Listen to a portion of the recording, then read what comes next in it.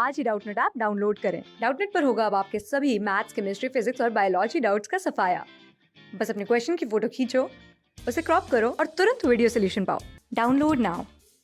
Hey guys, तो हम कर रहे हैं चैप्टर 2 जो कि है हमारा the end of bipolarity.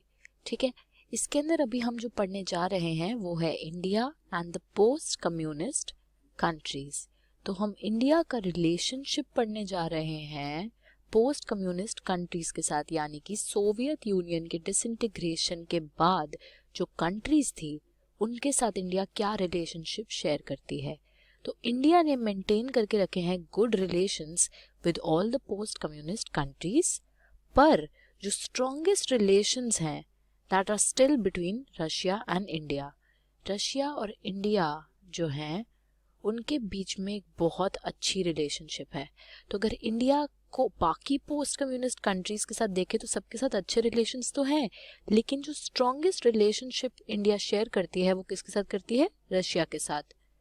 Indo Russian relations, Indo Russian relations की बात करते हैं। ठीक है, तो they are embedded in a history of trust and common interests. तो एक तो इनके बीच में हिस्ट्री जो है वो ट्रस्ट की है और कॉमन इंटरेस्ट्स की है। ठीक है, and they are matched by popular perceptions. तो इनके जो परसेप्शंस हैं वो भी एक दूसरे से सिमिलर है। They share a vision of a multipolar world. तो दोनों ही कंट्रीज एक मल्टीपोलर वर्ल्ड का जो विजन है वो देखती हैं। ठीक है, और ये बिलीव करती हैं कि एक मल्टीपोलर वर्ल्ड एग्जिस्ट करना चाहिए। अब मल्टीपोलर वर्ल्ड क्या होता है? को existence of several powers in the international system. तो बहुत सी पावर्स जब इंटरनेशनल सिस्टम में एग्जिस्ट करती हैं तो वो एक मल्टीपोलर वर्ल्ड होता है। ठीक है, ये कलेक्टिव सिक्योरिटी की भी बात करते हैं। ठीक है, कलेक्टिव सिक्योरिटी क्या है? सिक्योरिटी अरेंजमेंट जिसमें हर जो स्टेट होता है वो एक्सेप्ट करता है कि सिक्योरिटी जो एक स्टेट की है वो सबका कंसर्न है। मतलब कि हर किसी की सिक्योरिटी अगर हम इंडिविजुअली देखें तो वो सबका कंसर्न है। ठीक है, और अगर कोई थ्रेट आता है तो वो उस चीज को कलेक्टिवली रिस्पॉन्ड करेंगे। उसके बाद ग्रेटर रीजनलिज्म, तो डेवलपमेंट रीजन की इस पे भी फोकस करते हैं। उसके बाद वो कहते हैं negotiated settlements of the international conflicts. तो अगर कोई इंटरनेशनल कॉन्फ्लिक्ट हो जाती है तो उसकी नेगोशिएशन करके, यानी कि डिस्कशन करके एक एग्रीमेंट पे आया जाए कि उसकी सेटलमेंट करेंगे हम। ठीक है, बिना किसी वायलेंट मेथड के, नेगोशिएशन के through. And independent foreign policy for all countries. तो हर कंट्री की एक इंडिपेंडेंट फॉरेन पॉलिसी होनी चाहिए। ठीक है, and the decision making through the bodies like the UN that should be strengthened, democratized and empowered. और वो क्या कह रहे हैं कि जो डिसीजन मेकिंग है through the bodies like the UN, international organization जो यूनाइटेड नेशंस है, उसके थ्रू जो डिसीजन मेकिंग है उसकी डिसीजन मेकिंग पावर को क्या करना चाहिए? स्ट्रेंथन करना चाहिए, डेमोक्रेटाइज करना चाहिए और एम्पावर करना चाहिए। रशिया और इंडिया के बीच में 80 बायलैटरल एग्रीमेंट्स साइन करे जा चुके हैं as a part of the Indo Russian strategic agreement of 2001।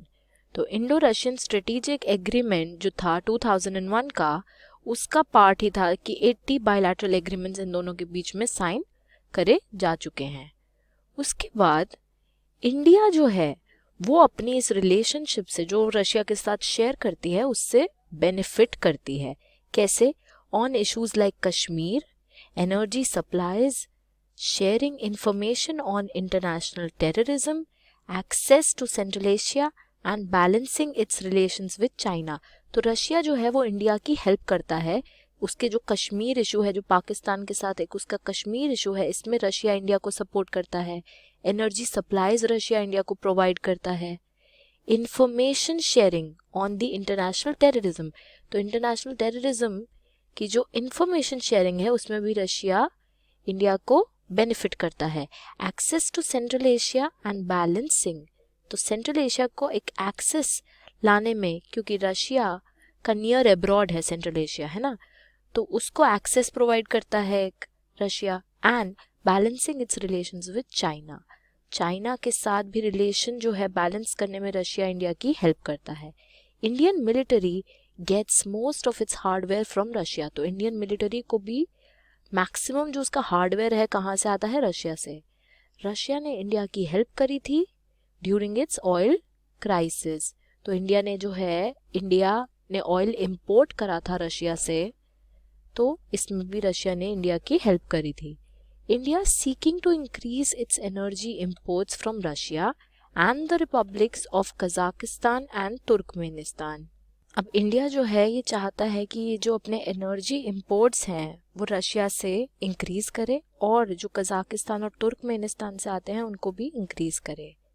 उसके बाद it has collaborated with Russia on various scientific projects. तो साइंस फील्ड में भी, साइंटिफिक प्रोजेक्ट्स में भी इंडिया और रशिया ने एक दूसरे के साथ कोलैबोरेट करा है। ठीक है, अब रशिया को भी बेनिफिट मिलता है इस रिलेशनशिप से। कैसे? इंडिया जो है वो सेकेंड लार्जेस्ट आर्म्स मार्केट है रशिया के लिए। ठीक है, तो आर्म्स प्रोवाइड करता है इंडिया रशिया को। तो गाइज ये थी इंडिया और पोस्ट कम्युनिस्ट रेजिम्स की रिलेशनशिप, जिसमें बेसिकली इंडिया और रशिया की हमने बात करी है।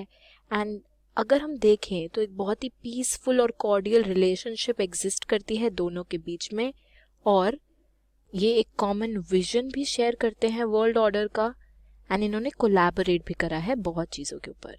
तो गाइज ये था India and the post communist countries. Thank you. Class 6 से 12 से लेके नीट, IIT, JEE मेंस और एडवांस के लेवल तक 10 मिलियन से ज्यादा स्टूडेंट्स का भरोसा। आज ही डाउनलोड करें डाउटनेट ऐप या व्हाट्सएप कीजिए अपने डाउट्स 8400 400 400 पर।